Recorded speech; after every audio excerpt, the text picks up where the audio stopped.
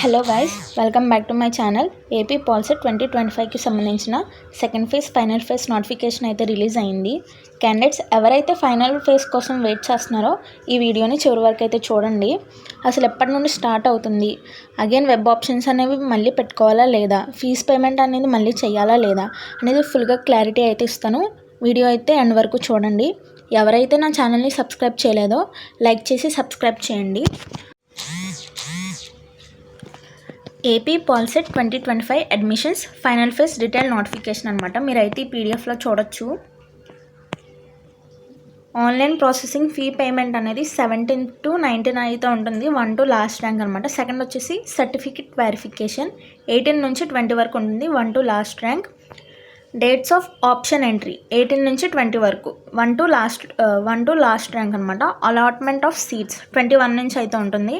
Self reporting and reporting at college 24 నుంచి 26 తర్వాత మీకు క్లాసెస్ అయితే స్టార్ట్ అవుతాయి. సో ఇక్కడ payment of processing free through online mode. So ఎవరైతే క్యాండిడేట్స్ ఫస్ట్ ఫేజ్లో పేమెంట్ అనేది చేయలేదో ఇప్పుడైతే వాళ్ళు చేయొచ్చు. ఓసీ ఇంకా బీసీ క్యాండిడేట్స్కి అయితే 700, ఎస్సీ ఎస్టీ అయితే 250 అనమాట. సో ఇక్కడ మనం credit card or PhonePe debit card అనేది చేయొచ్చు అనమాట.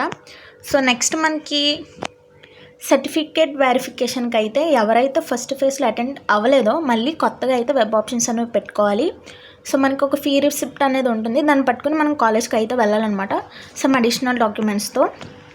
ఫస్ట్ మనకు కావాల్సింది ప్రాసెసింగ్ ఫీ పేమెంట్ రిసిప్ట్. మీరు ఏదైతే పేమెంట్ అనేది చేస్తారో ఆ పేమెంట్ రిసిప్ట్ అయితే పట్టుకుని వెళ్ళాలి ఫస్ట్ది. Next AP Polycet 2025 hall ticket అనమాట. Next AP Polycet 2025 rank card, hall ticket, rank card.